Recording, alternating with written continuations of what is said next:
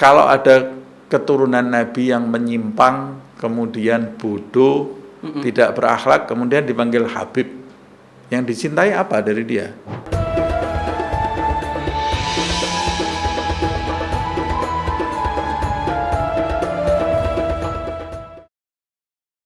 Baik, berarti Habib di sini menunjukkan tentang kelompok atau orang tertentu atau bukan dari istilah bahasa itu Habib itu. Makanya Habib itu bisa digunakan oleh siapapun sebetulnya.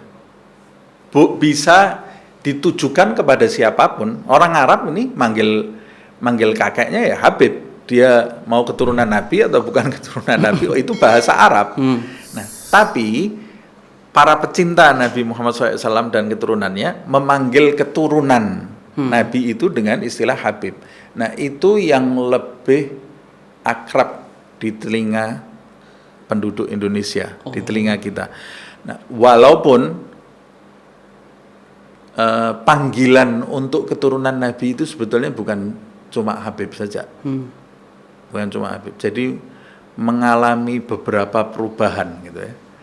Dulu keturunan Nabi itu di era Ali Zainal Abidin Ibn Husain, di era Sayyidina Husain, di era Imam Ja'far As-Shadiq, dia dipanggilnya imam. Nah, makanya kalau kita lihat di kitab Imam Husain, Imam Ali Zainal Abidin, tidak ada Habib Ali Zainal Abidin, Imam Ali Zainal Abidin, Imam Ja'far As-Shadiq. Itu konteksnya ketika beliau masih dipanggil imam, panggilan imam itu dari pecintanya juga atau memang itu derajat yang beliau capai? Jadi pecintanya memanggil imam dan memang beliau pantas dipanggil imam. Pantas dipanggil imam. Saya mau menceritakan perubahan yang terjadi itu mungkin juga karena perubahan zaman, bisa juga perubahan kualitas. Habib itu mengalami kemerosotan juga yang menyedihkan gitu ya. Oh, ini konteksnya bukan kata Habib lagi ini. Bukan kata Habib ini. Saya kan katakan di awal tadi. Jadi sebetulnya keturunan Nabi itu tidak sekedar dipanggil Habib, bahkan dulu tidak ada yang memanggil Habib. Dipanggil imam. Sampai di masa-masa Imam Ahmad Al-Muhajir. Nah, kemudian di bawah itu berubah. Dipanggil Syekh. Bukan dipanggil imam lagi. Syekh Faqihil Muqaddam. Syekh Abdurrahman As-Segaf. Syekh Abdullah Al-Idrus. Abdullah bin Abu Bakar Al-Idrus. Syekh Abu Bakar bin Salim. Bukan Habib. Syekh Abu Bakar bin Salim. Setelah itu jadi Habib. Setelah itu jadi Habib. Habib Umar bin Abdurrahman Al-Attas. Habib Abdullah bin Alawi ibn Muhammad Al-Haddad. Habib Idrus bin Umar Al-Habsyi. Habib Ali bin Muhammad Al-Habsyi. Setelah itu, masa setelah ini, setelah Habib Ali Al-Habsyi ini, dipanggilnya Sayyid. Apa faktornya kira-kira Ustadz? Apakah derajat yang dia miliki berbeda atau memang penggemar ini pengen membuatnya menjadi lebih puitis atau gimana gitu, makanya diambil dari kata cinta gitu? Semuanya istilah-istilah itu kan istilah-istilah baik ya. Sayyid, Habib, istilah-istilah baik. Tapi kemudian mungkin menjadi seperti ini ya. Wallahu alam. Tapi apa karena ada kualitas keilmuan yang berbeda antara yang keturunan yang atas dengan yang berbawah gitu? Sebetulnya mereka itu semua bintang-bintang. Betul. Mereka itu bintang-bintang. Tapi kemudian kan biasa orang kemudian merasa saya ini tidak seperti yang di atas gitu ya. Di setiap zaman itu orang pasti merasakan itu. Saya tidak seperti yang di atas. Nah, makanya kemudian istilah itu jadi bergeser gitu ya, istilah itu jadi berubah. Mungkin seperti itu. Antara dia request memang untuk tidak dipanggil imam gitu ya, karena dirinya merasa tidak seperti yang di atas. Boleh jadi, saya tidak paham juga. Tapi itu kalau tidak salah dijelaskan oleh Habib Muhammad Asy-Syatiri kalau tidak salah. Habib Muhammad bin Ahmad Asy-Syatiri ya, dijelaskan di dalam buku apa alasannya pergeseran panggilan atau julukan untuk Habib itu. Nah, sampai kemudian yang terakhir Sayyid. Nah, kalau kita mendengar istilah Habib zaman kita ini, Habib itu kalau yang di pusatnya, yang di Hadramut itu, yang dipanggil Habib itu sudah orang-orang besar. Habib Abdullah bin Alwi Al-Haddad. Habib itu orang yang secara istilah saja orang yang dicintai gitu loh. Iya. Jadi kalau orang dipanggil Habib itu berarti orang yang pantas untuk dicintai. Iya.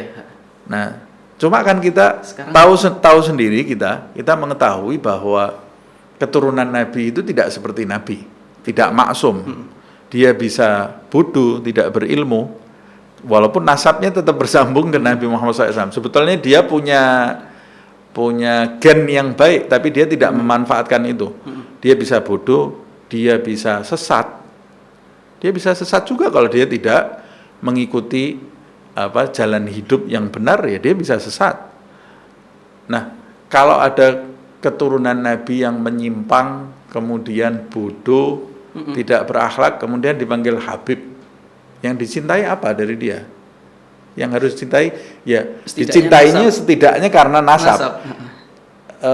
Tapi kan tabiat manusia itu akan mencintai sesuatu yang bisa dicontoh gitu loh, bisa akan memuliakan sesuatu yang pantas dimuliakan gitu loh.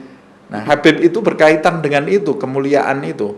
Nah, itu kan cuma sekedar kemuliaan darah saja, tapi tidak dia wujudkan dalam kehidupan sehari-hari. Luar biasa. Nah, makanya kemudian ya sudah paling aman dipanggil Sayyid. Nah, Sayyid itu ya Sayyid. Dia seorang Sayyid itu konteksnya dalam bahasa Arab walaupun pun itu tetap raja atau pangeran gitu kan. Ya, Sayyid itu nah, tuan. Tuan. Dipanggil tuan. Artinya dalam kata Sayyid itu masih terdapat unsur penghormatan. Sangat. Nah, itu. Sebetulnya makna Sayyid itu bisa luas juga. Sayyid itu sesuatu yang mulia juga gitu ya. Tapi ya wallahu alam, saya hanya cuma sekedar menyampaikan saja ada pergeseran dalam julukan itu. Alasan yang saya sampaikan itu hanya rekaan saya saja. Iya, menarik ya. Tapi di Indonesia ini tidak ada orang panggil Sayyid. Habib. Masih tetap Habib. Makanya kalau saya gunakan tarekat para Sayyid, orang nggak ada yang paham. Nggak ada yang paham. Nah, itu alasan kenapa saya kemudian memberi judul tarekat para Habib. Para Habib. Iya, menarik. Karena dari bahasanya sendiri kita bisa melihat ini konteksnya Indonesia dan keadaan Sayyid di Indonesia masih dipanggil Habib di sini, sehingga untuk lebih memahami memilih Habib. Jadi gitu, Beb ya. Ya, kalau orang Indonesia pasti tahulah. Kita sebagai orang Indonesia kita pasti tahu Habib yang dimaksud adalah keturunan Nabi, tidak ada yang lain. Betul, luar biasa. Yang menarik tadi itu ketika antum menyampaikan bahwa sampai sekarang itu keturunan Nabi itu tuh masih dipanggil Sayyid atau Habib gitu. Nah, ketika kita hubungkan dengan konteks yang awal tadi bahwasanya kata Habib atau Sayyid itu tuh diciptakan oleh penggemarnya atau pecintanya. Nah, berarti ada sejarah besar yang membuat orang itu masih menganggap para sadah yang sebenarnya tidak punya ilmu dan yang tidak sesungguhnya pantas untuk dipanggil Habib sebagaimana Habib Abdullah Haddad dan lain-lain itu tetap dipanggil Habib oleh pecintanya. Berarti ada sejarah besar di situ. Iya, bukan lagi besar, sejarah yang sangat menakjubkan. Apa faktornya yang membuat orang tetap mencintai? Ya, karena memang akar para Habib itu, asal usul para Habib itu, akarnya, asal usulnya adalah sesuatu yang baik, bersumber dari Nabi Muhammad SAW. Yang kedua, mereka para Habib yang dulu itu cerminan dari Nabi Muhammad SAW, cermin dari Rasulullah SAW, sehingga masyarakat yang hidup atau manusia yang hidup setelah Nabi Muhammad SAW yang tidak mengalami masa Rasulullah SAW, dia itu melihat pantulan Nabi Muhammad SAW di dalam kehidupan para Habib itu, sampai mereka yang membawa masuk Islam ke Indonesia ini. Yang membawa masuk Islam ke Indonesia ini adalah Bani Alawi. Bani Alawi itu adalah para Habib itu. Nah, mereka membawa manfaat yang luar biasa. Nah, kalau para Habib yang di zaman ini, yang antum katakan tadi, yang tidak berilmu kok masih dicintai. Nah, itu. Ya, mereka hanya mendapatkan manfaat saja dari perjuangan orang-orang terdahulu. Gitu ya. Ya, karena rasa cinta.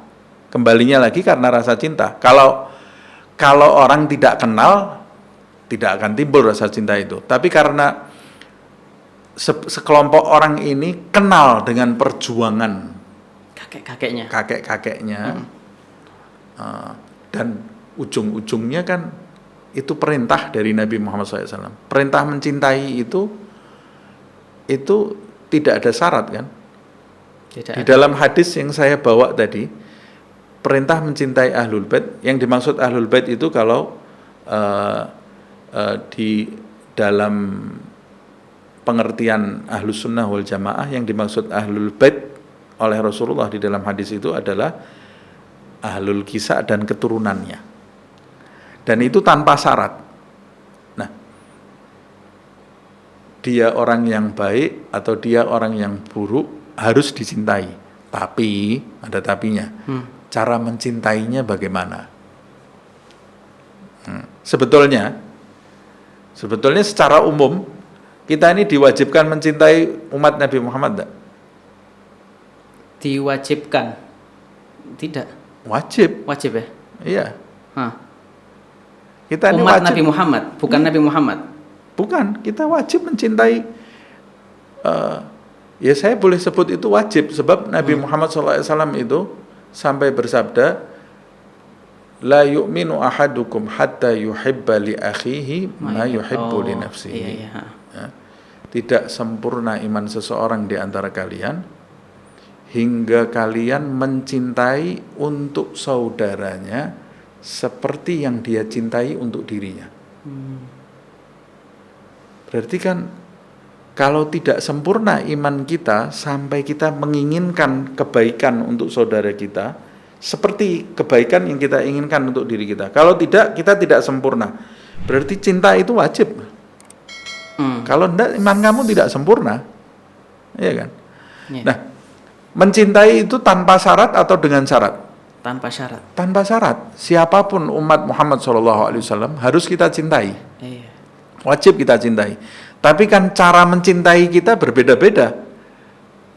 Kalau ada orang yang buruk, ya kita tidak boleh mencintainya dengan membiarkan dia. Itu bukan mencintai namanya.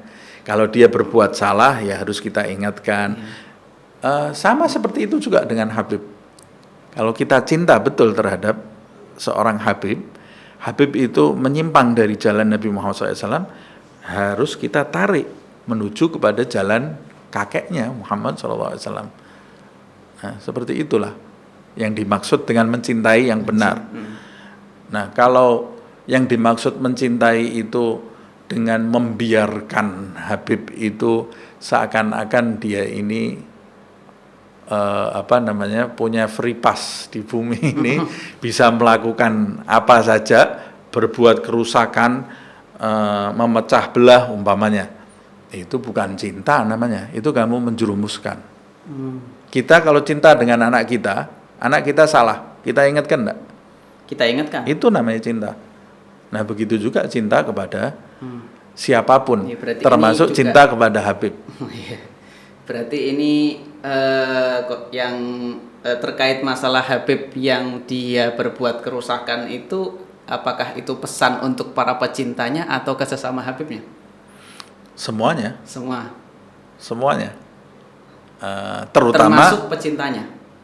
pecintanya, keluarganya. Man ra'a minkum mungkaran falyughayyirhu biyadihi fa in lam yastati' fa bilisanihi fa in lam yastati' fa biqalbihi, kata Rasulullah.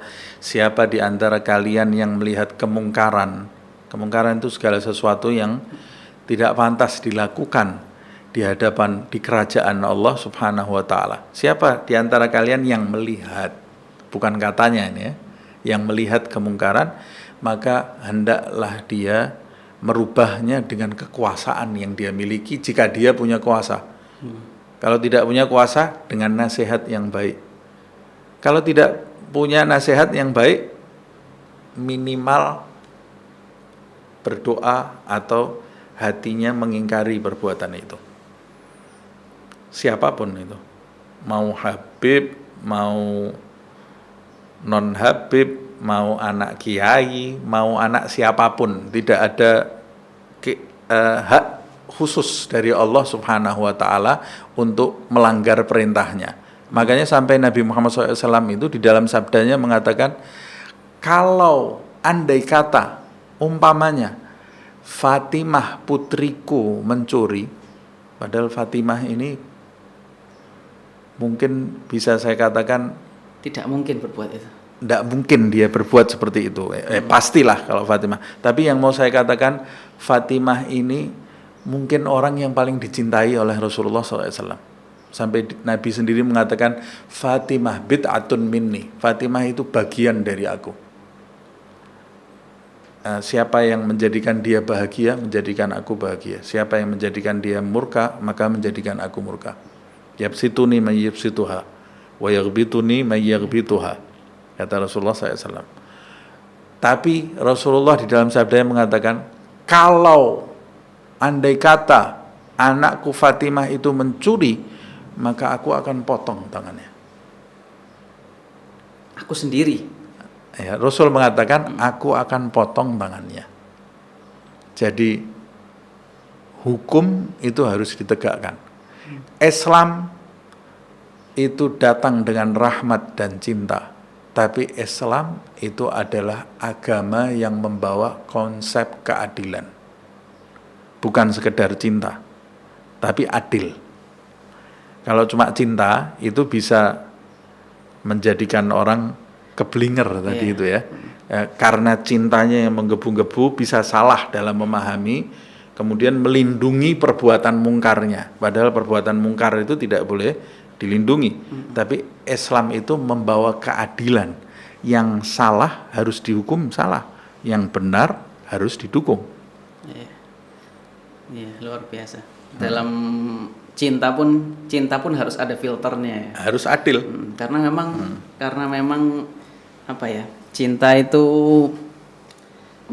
akan, ketika kita mencintai sesuatu, maka apapun yang terjadi pada hal tersebut akan terlihat manis. Betul. Walaupun jelek. Nah, logika sudah tidak berguna lagi. Padahal Islam itu kan ajaran wasat yang ada di tengah. Tidak terlalu ke kanan, tidak terlalu ke kiri, tapi Islam itu ajaran yang ada di tengah. Nah, ahlul kitab itu